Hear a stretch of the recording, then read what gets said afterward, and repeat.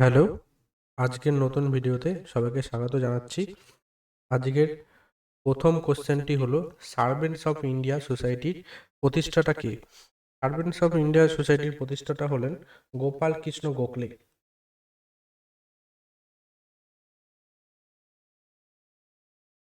গোপাল কৃষ্ণ গোখলে হলেন servants of ইন্ডিয়ার সোসাইটির প্রতিষ্ঠাতা ছিলেন। আর দাদাভাই নওরোজি বলা হয় গ্র্যান্ড ওল্ড ম্যান। দাদাভাই নওরোজিকে গ্র্যান্ড ওল্ড ম্যান বলা হয়। আর এর একটা লেখা বই poverty and un-British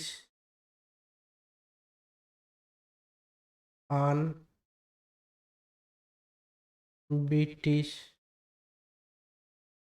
rule in India.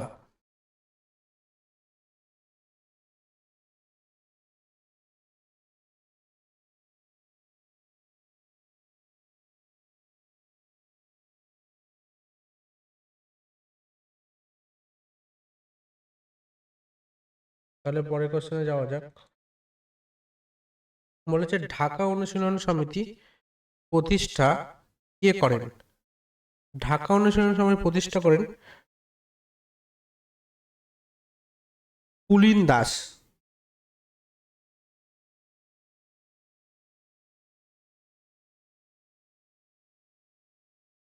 আর প্রমথনাথ মিত্র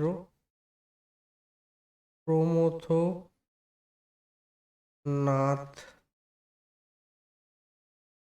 মিত্র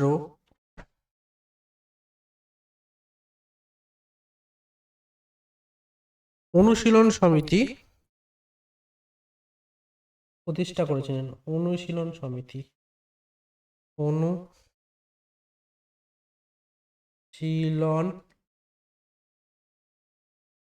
সমিতি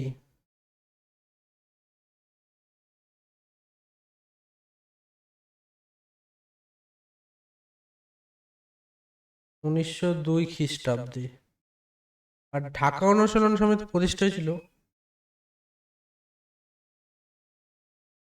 1905 খ্রিস্টাব্দতে।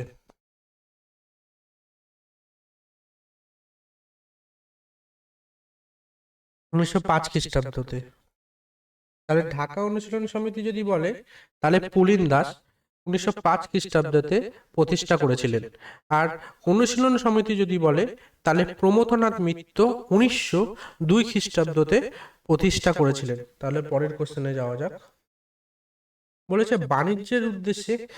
প্রথমে বাণিজ্যের উদ্দেশ্যে কারা ভারতে এসেছিলেন? প্রথমে ভারতে এসেছিল পর্তুগিজরা ভারতে এসেছিল 1498 খ্রিস্টাব্দে। প্রথম 1498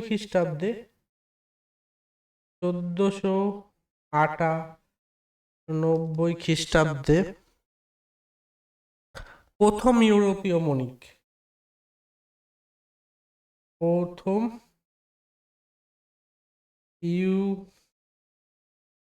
ইউরোপীয়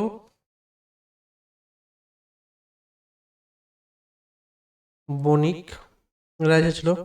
ভারতে নিযুক্ত পর্তুগিজ প্রথম গভর্নর ছিলেন। ভারতে নিযুক্ত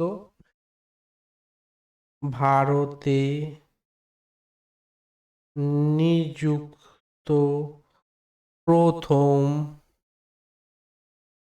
Portuguese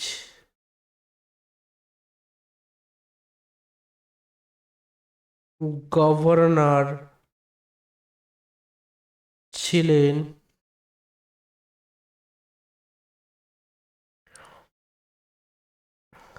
Francisco D Almeida.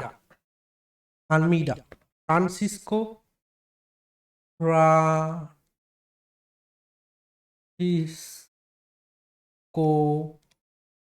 D আলমিডা।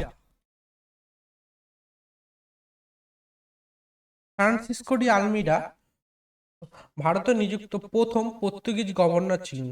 1498 খ্রিস্টাব্দে প্রথম ইউরোপীয় বণিক আসে, মানে পর্তুগিজরা। এবং প্রথম ভারতে নিযুক্ত প্রথম পর্তুগিজ গভর্নর ছিল ফ্রান্সিসকো ডি আলমিডা। তাহলে পরবর্তী কোশ্চেনে যাওয়া যাক। ওই যে ভারতের মধ্যে কে সর্বপ্রথম অলিম্পিক পদক জেতেন? কর্ণম মালেশ্বরী। তিনি একজন ভরোত্তোলক ছিলেন। ভরোত্তোলক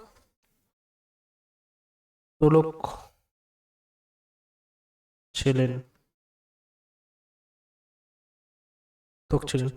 2000 সালে তিনি ব্রোঞ্জ পদক পেয়েছিলেন।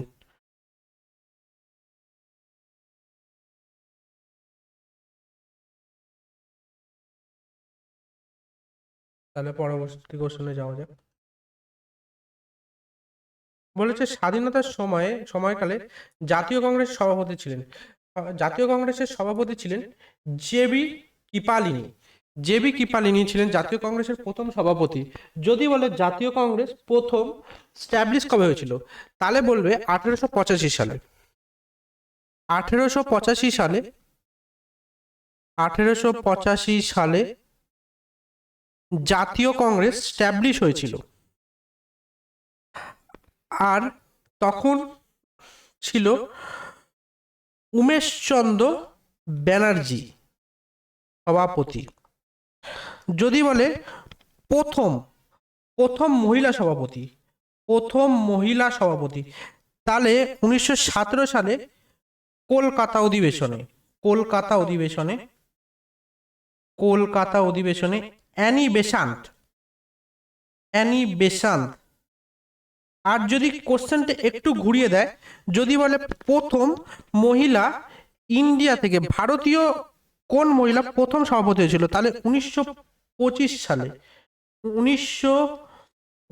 সালে কানপুর অধিবেশনে সরোজিনী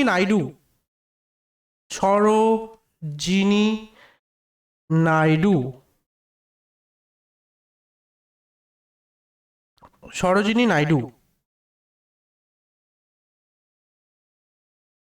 আর এইটা জেবি কিপালিনি 1946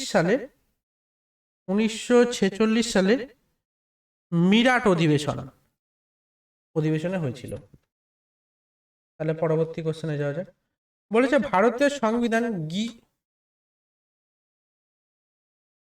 সংবিধান গৃহীত হয় 26শে নভেম্বর 1949-এ। গৃহীত হয় কবে? 26শে নভেম্বর 1949-এ। 26শে নভেম্বর 1949। এটি গৃহীত হয় 26শে নভেম্বর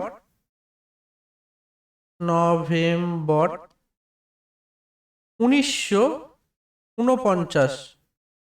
যদি বলে কার্যকর হয় 26শে জানুয়ারি 1950 সালে।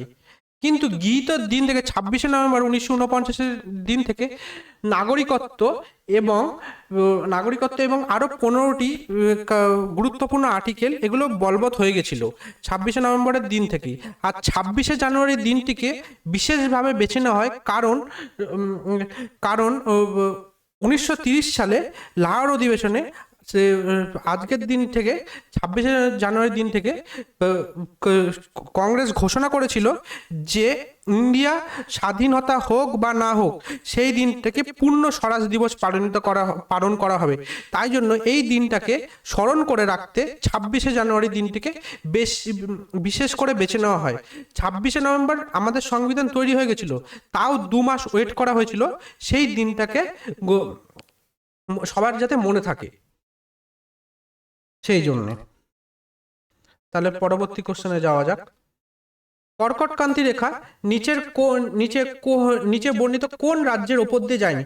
তাহলে আমাদেরকে প্রথম জানতে হবে কোন রাজ্যের ওপর দিয়ে গেছে। তাহলে গুজরাট,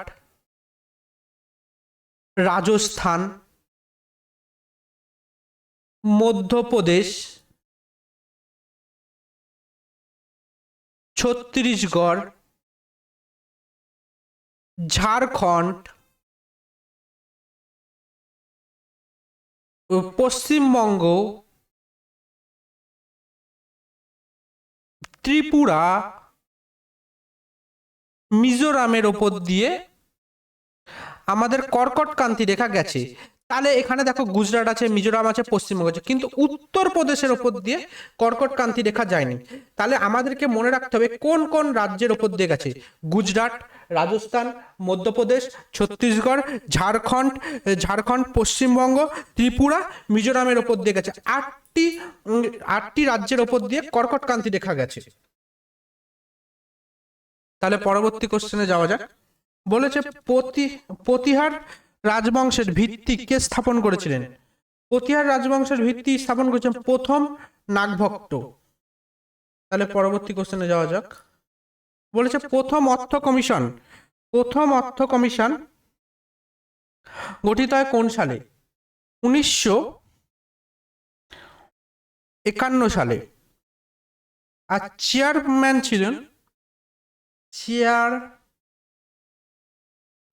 ছিল কেসি নিয়োগী। আর যদি অর্থ কমিশন আর্টিকেল বলে, আর্টিকেল 280 নম্বর আর্টিকেল আছে। তাহলে পরবর্তী কোশ্চেনে যাওয়া যাক। সামাসপুর পাখি অভয়ারণ্য অবস্থিত কোন রাজ্যে? উত্তরপ্রদেশে। তাহলে পরবর্তী কোশ্চেনে যাওয়া যাক। বলেছে লেফটেন্যান্ট জেনারেল গুরমিত সিং কে কোন রাজ্যের রাজ্যপাল হিসাবে নিযুক্ত করা হয়েছে? উত্তরাখণ্ড রাজ্যের রাজ্যপাল হিসাবে নিযুক্ত করা হয়েছে। তাহলে পরবর্তী কোশ্চেনে যাওয়া যাক। বলেছে ভারতীয় সংবিধানে মৌলিক দায়িত্বগুলি 10 থেকে 11 বৃদ্ধি করা হয়েছিল। মৌলিক দায়িত্বগুলি 10 থেকে 11তে বৃদ্ধি করা হয়েছিল কততম সংবিধান সংশোধনীর দ্বারা? 86তম সংবিধান সংশোধনীর দ্বারা বৃদ্ধি করা হয়েছিল। তাহলে 42তম সংবিধান সংশোধনীর মাধ্যমে 1976 সালে 10টা অ্যাড হয়েছিল। 1976।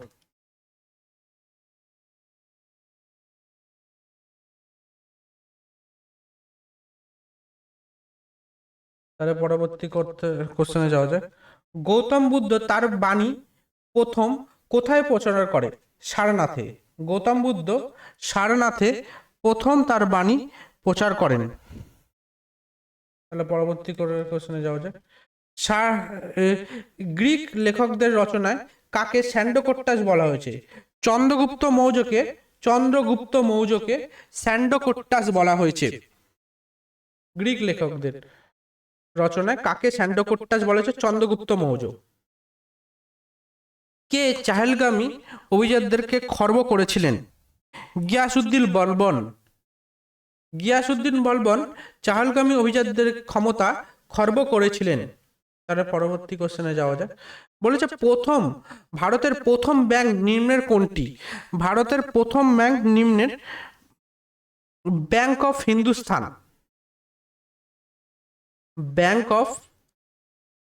হিন্দুস্তান। এটি 1770 সালে স্ট্যাবলিশ হয়েছিল। আর যদি বলে রিজার্ভ ব্যাংক অফ ইন্ডিয়া কবে হয়েছিল? রিজার্ভ ব্যাংক অফ ইন্ডিয়া 1935 সালে।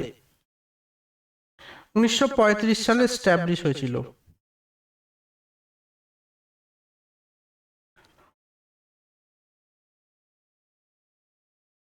আর স্টেট ব্যাংক অফ ইন্ডিয়া 1955 সালে জাতীয়করণ করা হয়েছিল, যার আগের নাম ছিল ইম্পেরিয়াল ব্যাংক। তাহলে পরবর্তী কোশ্চেনে যাওয়া যাক। বলেছে বাথুকাম্মা উৎসব নিচের কোন রাজ্যে অবস্থিত? তেলেঙ্গানা রাজ্যে বাথুকাম্মা উৎসব অবস্থিত। গ্রেট ব্যারিয়ার রিফ কোথায় অবস্থিত? অস্ট্রেলিয়ায়। তাহলে পরবর্তী কোশ্চেনে যাওয়া যাক। বলেছে the full form of INTACH, Indian National Trust for Art and Agriculture Heritage, Indian National Trust for Art and Cultural Heritage, ইনটেকের ফুল ফর্ম। তাহলে পরবর্তী কোশ্চেনে যাওয়া যাক। বলেছে বাক ক্যাপস কোন রাজ্যে অবস্থিত? বাক ক্যাপস অবস্থিত হলো মধ্যপ্রদেশ রাজ্যে। তাহলে আজকের মতো ভিডিওটা এখানেই শেষ করছি, দেখা হচ্ছে পরের ভিডিওতে।